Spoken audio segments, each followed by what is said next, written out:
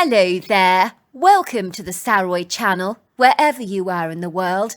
How are you doing today? I hope you're well. Loads and loads of love to each and every one of you. And I hope you're going to get that lovely glass of wine or hot cup of cocoa or coffee or tea or iced lemonade, because I've got a fabulous story for you tonight. But before we get started, don't forget to subscribe to the channel, click the notification bell and the thumbs up.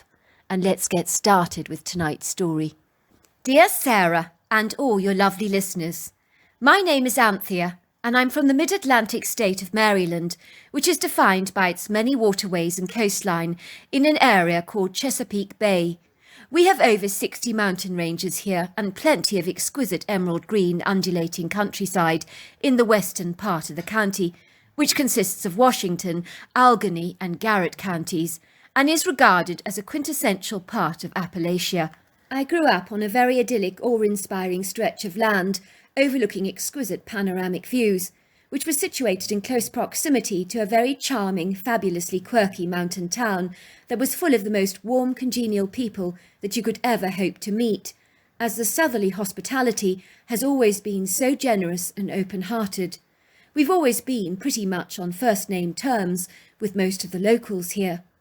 On our farm we grow orchards of delicious eating apples, and we even have a small personalised vineyard of eating grapes, which are rarely for our own personal consumption, as my family loves eating grapes, most especially my father. But we do tend to offload some of the excess produce at the local farmers' market. We also grow blueberries, strawberries and the largest pumpkins you've ever seen. Golden cherry orchards are situated around exquisite pastures, rolling hills of verdant green countryside, along with a couple of ponds, plenty of hiking trails, and ubiquitous areas of dreamy forest consisting of hardwood trees like hickories and oaks. I grew up in a very spacious old-world colonial two-storey home with my mother and father and my older brother Caleb, who was 8 years my senior. Growing up as a young girl, the first time I encountered a Bigfoot was when I went to pick up some juicy grapes in the vineyard. I was about 10 years old at the time, and that was when I noticed this very large critter sitting on the ground with its back turned away from me. I remember being so startled, for the critter looked exactly like a bear from its back view, only this creature had auburn-coloured hair, the very same texture and length of a red setter's. I knew by then that bears did not have hair colouring like that. I think the creature must have sensed my presence, because all of a sudden the head and shoulders swivelled around to face me. I found myself staring into the most beautiful, intriguing brown eyes that I've ever seen. I say beautiful because they were warm, inquisitive and congenial eyes that did not possess an ounce of malice or hostility. Even though the critter's presence was clearly intimidating, I wasn't remotely frightened, because I could sense that it was kind, and being only 10 at the time, I was much more inclined to trust my instincts. The strange-looking creature was very definitely female, based on her feminine matriarchal energy and her small pert breasts. She was eating grapes, and generously stretched out her overlong arm and hands, handing me a large bunch for myself. I took them from her and sat down on the ground, about a foot away from the creature, and we ate the grapes together. I was so inquisitive and inquiring about the creature because she possessed such a human face, but there were aspects to her that rather reminded me of an ape, in particular her long, lanky arms, and the pyramid shape of her head with its slight pointed tip. The long, hairless face, however, was exceedingly human, with a leathery tan-coloured complexion, flat nose and prominent sloped forehead. We both sat on the ground, just staring curiously at each other, and I truly believe that she was as fascinated and as interested in me as I was in her. It was rather hilarious because we both deliberately, intentionally copied each other by popping grapes into our mouths at exactly the same time while we chewed our grapes silently. No words were exchanged between the two of us, but it truly felt as if we connected on an intimate level. I could feel the creature's genuine warmth towards me. I truly felt enveloped by her friendship. I can honestly say I've never experienced that same level of warmth from a human being before, apart from my own parents, of course. Finally, the creature stood up off the ground, and that was when I was in for the shock of my life, as I was not prepared for how big she actually was, as the creature towered at about 8 foot tall and was approximately 3 foot wide along the shoulder line and possibly 600 pounds. I would describe her as muscular, powerful, lofty and majestic, and of course incredibly strong, but lean and sinewy, with long legs that may appear short if you take into consideration that her arms were disproportionately long, so much so that she could have possibly touched her toes without even bending over. The kind creature took my basket from me and proceeded to pick some of the grapes that were harder for me to reach, as the best ones were on the higher elevation, and she knew my limitations in regards to my height, and she graciously handed me my basket filled to the brim with the juiciest hand-picked grapes. After that she rubbed her stomach very contentedly, as if to say that she was full, and I watched in wondrous awe as she glided away so gracefully on her long legs, glancing towards me briefly and giving me a quick nod of her head. And then she disappeared into the wooded grove of hickory trees, and then she was gone from my sight. I remember hightailing it home as fast as I could to tell my mother what I'd seen. I was so enthused and excited that I could hardly find the words to gather together to tell her what I'd encountered. "Oh, Ma'am, it was big. It was like a bear from behind. Its eyes, oh, they were so kind. It had hair like a red setter, you know, that lovely red colour, but it looked human, only it wasn't quite. It's hard to describe, really." "Calm down, dear," my mother had said. "You've just seen a Bigfoot, but you mustn't tell a solitary soul about your experience."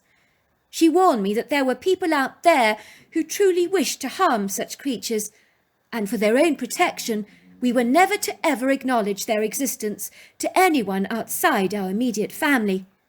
I remember being appalled by this revelation. I couldn't imagine in my wildest dreams who would want to harm such a gentle, loving creature who had won over my small little heart with her gentle countenance and kindly character.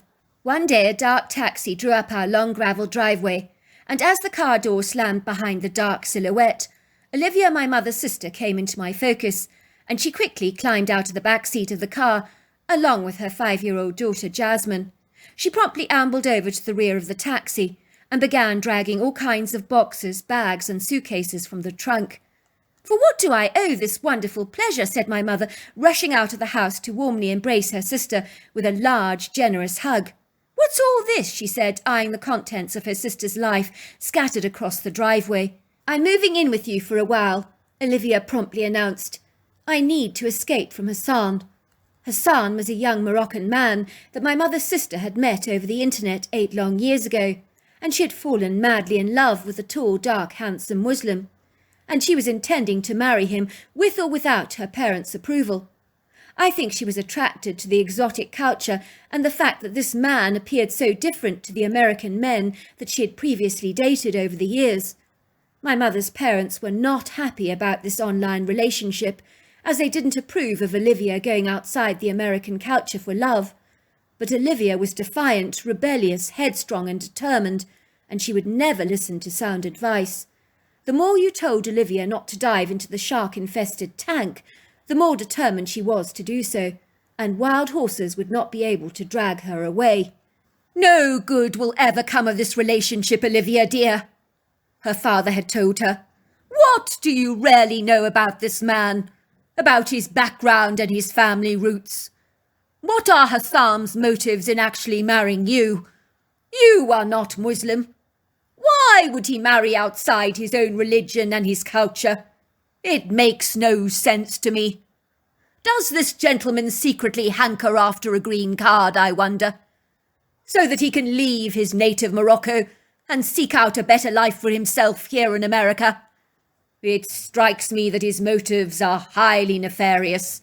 "We're in love with each other," protested Olivia. "It's got nothing to do with the green card. Why can't any of you understand that? Why do you have to be so cynical and suspicious? You wouldn't be giving me the 3rd degree if he was American, would you? It's so hypocritical." "I'm only concerned about you, Olivia," her father had told her. "I'm sorry if I'm suspicious, but something doesn't feel right about all this. Why could you not meet a nice American boy? All this looking abroad for love is not wise as far as I'm concerned. You hear about American men all the time rushing off to Russia for a wife, and no good ever comes from any of those relationships. Believe me, I've heard some stories. It's not easy marrying someone from a different culture, let me assure you of that. Olivia had been angry and incensed with both her parents and had promptly flown to Morocco, where she went to stay with Hassan's family in the town of Asila, which is one of North Morocco's hidden gems that overlooks the Atlantic Ocean and possesses a quintessential nautical atmosphere, where you can hear the ocean waves crashing against the Medina as you walk down the enchanting quiet streets of the town. Olivia had been warmly embraced and welcomed by Hassan's family, who were only too delighted about Olivia joining the family, and they entertained her lavishly with the most generous hospitality, where she had dined on delicious Moroccan tagines, which are stews cooked in clay pots with meat and vegetables, which was served with flat bread. I gather that Hassan's sisters taught her how to cook Moroccan food while she stayed there, just to please Hassan, and that should have been her first red flag. The two lovebirds had returned to America to get married, and despite their grievances, my grandparents had finally agreed to the marriage, but their hearts were weighed down heavily with nagging doubts and bitter regrets, especially after they had met Hassan for themselves. I don't trust him, my grandmother had said. His dark eyes are so shifty, and he never maintains eye contact with you while he talks. I've never trusted people like that. I think he is a duplicitous, shady character. I agree, my grandfather had said. You mark my words, that man is going to break our daughter's heart into 1,000 pieces, and we'll end up having to pick up all the broken bits and piece them together again. My grandmother had heartily agreed. You know what, sweetheart, she'd said to her husband, we cannot wrap Olivia up in cotton wool, nor can we protect her from the big bad world out there. We have to be like the eagles, who drop their youngsters into the sky and have to trust that their little eaglet will fly on its own. We have to learn to adopt that same kind of faith and believe that whatever happens to Olivia is for her greatest and highest good, even if no good comes out of this relationship with Hassan. As is the case with everything in life, she will gain some important lessons from her experiences. When everything falls apart in this relationship of hers, we'll be there to help her rebuild her life again. That is all that we can do. It seemed like my grandparents' less than rosy, gloomy predictions and far from favourable premonitions about Olivia's relationship with Hassan had finally come true. As here she was at our colonial home, running away from a life she had so eagerly embraced years earlier, as nothing was going to stop her from marrying Hassan. How different things were now, as my aunt looked more determined than ever to abandon her old life, like a serpent shedding its old skin and embracing the new. Don't go telling Mum and Dad that I left Hassan, said Olivia to my mother. I don't think I could handle the I told you so smug, rather self-satisfied expressions on their faces if I tell them the good news. Don't be so hard on our parents. They only wanted the best for you, and neither of them trusted Hassan. They thought he was a sly, guileful and cunning fox. Well, they weren't wrong about that, piped Olivia. What on earth happened? Asked my mother, helping her sister to unpack her things in one of the spare rooms. I thought you were head over heels in love with Hassan. You swore with all your heart that he was your knight in shining armour, and you were going to live together happily ever after, like the fairy tales. Oh, please don't remind me of how impressionable and pathetically naive I was back in those days. When I look back now, I can hardly believe how gullible I was to fall for Hassan's charming tongue. Because let me tell you something, he's anything but beguiling, she said, lifting up her sleeves to show my mother her black bruises on her arms. Hassan did this to you? My mother asked, looking appalled. Well, the physical abuse has been happening for a long while, Olivia admitted. I don't know whether it's his culture or not, but Hassan has absolutely no respect for women. I think he feels that women are inferior to men. He actually told me that once, well, not in so many words, but I got the underlying message anyway. When Hassan gets angry, he's not adverse to beating me up rather violently. He seems to believe it is his God-given right and duty to do so. It's almost like he regards me as a thing or a possession rather than a human being with emotions and feelings. He's always expected me to wait on him diligently like a servant. He even tells me that I'm inferior to the women in Morocco who know exactly how to treat a man. I also notice that he doesn't ever regard my opinion as being of worth or value. It's like he truly believes that women are inferior. That's appalling, said my mother.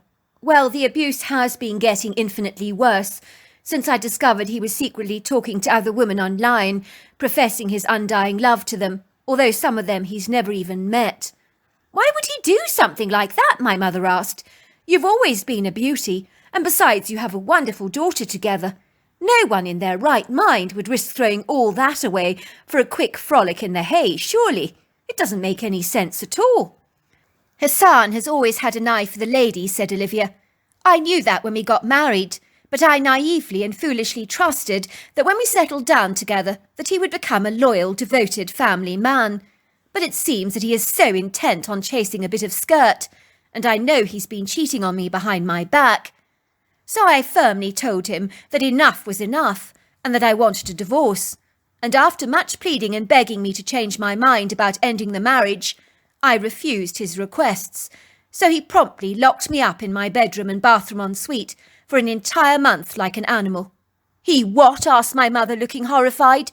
You heard, said Olivia.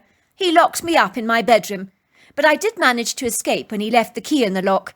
I did that newspaper trick to retrieve the key from under the door, and it worked like a charm.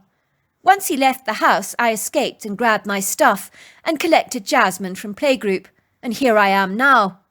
When he finds we've gone, he's going to go ballistic, especially as Jasmine is his world. He'll stop at nothing to get her back. I suspect a divorce from me he will finally accept, but having joint custody with Jasmine is something he would never accept. Oh my goodness, said my mother. What if he comes after you to abduct Jasmine? Well, the good news is that Hassan does not know that you live here in Maryland, nor does he know your husband's last name. I mean, how will he ever find us? We can hide out here. Olivia, said my mother, you really are incredibly naive, easily deceived and led astray. There are indeed ways and means for Hassan to find you, if he's desperate enough. He could also hire a private detective. It's not that hard, you know. Oh, please, said Olivia. He won't find me here. When Jasmine is old enough, I'll homeschool her, and I won't keep her out of my sight for a moment. I won't let that monster of a husband of mine near Jasmine. And so it was that Olivia and Jasmine moved into our home, but my parents weren't entirely convinced that Hassan would not eventually find out where Olivia was living. There was a strong possibility that he might try and abduct his child and whisk her over to Morocco, and then we might never see her again. We hoped for the best and crossed our fingers that this would invariably never happen. I always enjoyed taking care of my little cousin, as Jasmine was a very joyful, exuberant child, and much like her mother, she had an obstinate, opinionated and headstrong mind all of her own, which made her all the more endearing to me. One day when we were picking apples in the orchard together, Jasmine got animated and began pointing at something. It's a bear, she said, jumping up and down excitedly and running towards the red-headed critter, who I recognised at once as the Bigfoot that I'd seen in the vineyard a month earlier. I perceived that the reticent Bigfoot wanted indeed to be seen, as in some way I'd established a rapport with her in the vineyard, and I think she was eager to acknowledge me again, much like an old friend, and I was thrilled to see her. I could not believe my niece's audacity, because she brazenly and boldly ran up to the Bigfoot, crying out in an excited frenzy, "Big teddy bear! Big teddy bear!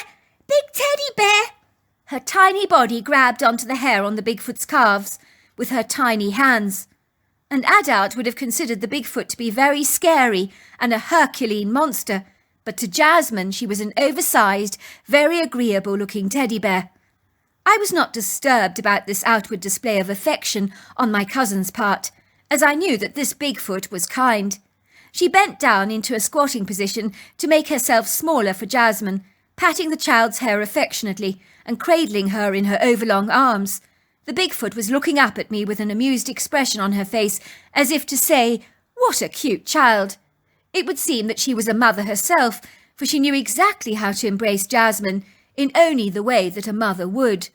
At that moment, my Aunt Olivia, who was looking for Jasmine, had learnt that she was in the orchard with me picking apples, unexpectedly arrived on the scene. Olivia began to scream like a banshee when she saw the Bigfoot creature cuddling her daughter. "Shoo!" she screamed. "Shoo! Get your hands off my child! Out of here at once!" she said, treating the Bigfoot like some kind of disagreeable dog that was behaving badly. At that moment, the alarmed Bigfoot released her hold on Jasmine and fled through the orchard, looking ever so rattled. Olivia began to scream at me. "What were you doing, Anthea, allowing that monster to hold my child? Are you mad? Can you see the size of the thing? It could have killed my daughter. What were you thinking?" "It wasn't a monster," I told Olivia.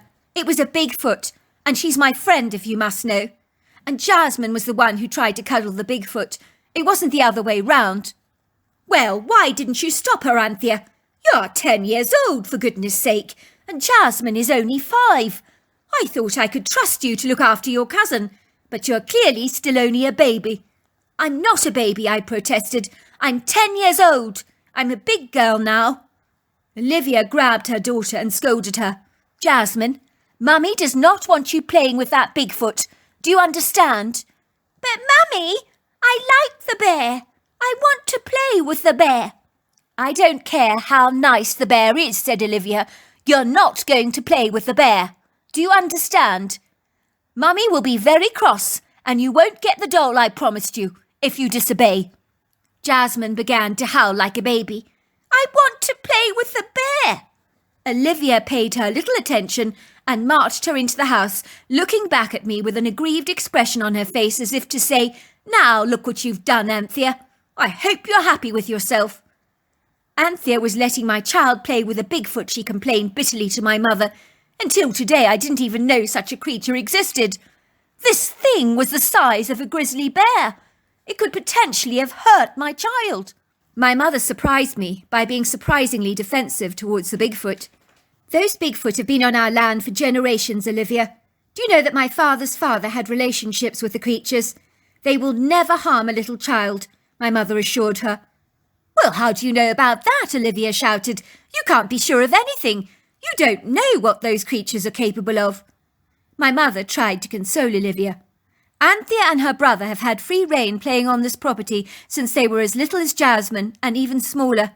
If the Bigfoot here were going to abduct any of our children, I assure you they would have done so a long time ago, because they'd have had plenty of opportunity. They've been living on our property for generations now, and we coexist happily together." I could tell my mother was very defensive, and I suspect in some way the Bigfoot have helped her in her life, but if they have, she was not intending to share her personal account with us, as it was clearly very special to her. One day when Jasmine was finger painting with Olivia in the front yard under the old oak tree, she quickly ran inside to answer a call of nature, leaving her daughter for a second. Well, that's what she told us, but a second could easily have been 5 minutes or so, as Olivia had no real concept of time. When she did return, her daughter had simply vanished into thin air. Olivia became frantic and began screaming so loudly that her voice could be heard for miles away. She believed that her son was probably responsible for Jasmine's disappearance, but she couldn't be sure, and she didn't want to overlook the fact that the Bigfoot she had seen holding her child could have chosen to abduct her. An investigation was launched, including an extensive search for Jasmine, but no trace of her was ever found. It would seem one of our neighbours claimed to see a white BMW car driving up our driveway about the very same time that Jasmine went missing.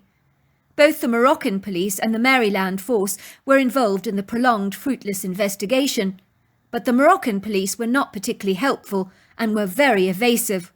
Hassan was found living in Florida with another woman who was heavily pregnant with his child. He claims he has no knowledge as to the whereabouts of his daughter, but his behaviour in regards to this matter was bizarre, for he did not appear remotely concerned about the fact that Jasmine was now missing. For a father who is seemingly besotted over his own daughter, he did little to assist the police in their investigation, and refused to take a lie detector test, which does suggest he knows where his daughter is, but there has been no sight or sound of her since she vanished. It would seem that a visit to Morocco did little to calm Olivia's nerves, or to inspire any hope for her in this hopelessly heartbreaking situation. Hassan's family members were very circumspect, cagey and guarded about the entire matter, and claimed not to know as to the whereabouts of Jasmine.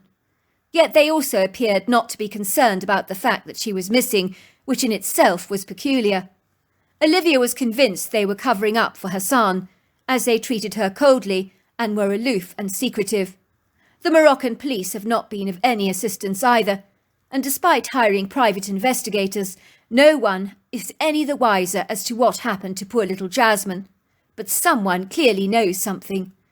Olivia has now divorced Hassan and is still living on our property, and has a fiancé who's a very likeable American gentleman, and she is now 6 months pregnant and is expecting a baby girl in the fall. As my grandparents so correctly predicted, Olivia had to rebuild her life from scratch, and not a single day goes by when she does not think of her precious Jasmine. I also miss my cousin very much. I've had a handful of unexpected encounters with a red-haired Bigfoot since Jasmine disappeared. I've chosen to call her Fleck of Gold because of her magnificent red hair. I'm in no doubt that Fleck of Gold, or any of her family members for that matter, whom I've never actually encountered, have absolutely got nothing to do with Jasmine's vanishing. My suspicions firmly lie at the door of the Darby household, but no one in that family is admitting to anything, and they probably never will. So what did happen to Jasmine Darby? So there you are. That's my story. And if you enjoyed it, don't forget to subscribe to the channel. Until next time, goodbye and good night.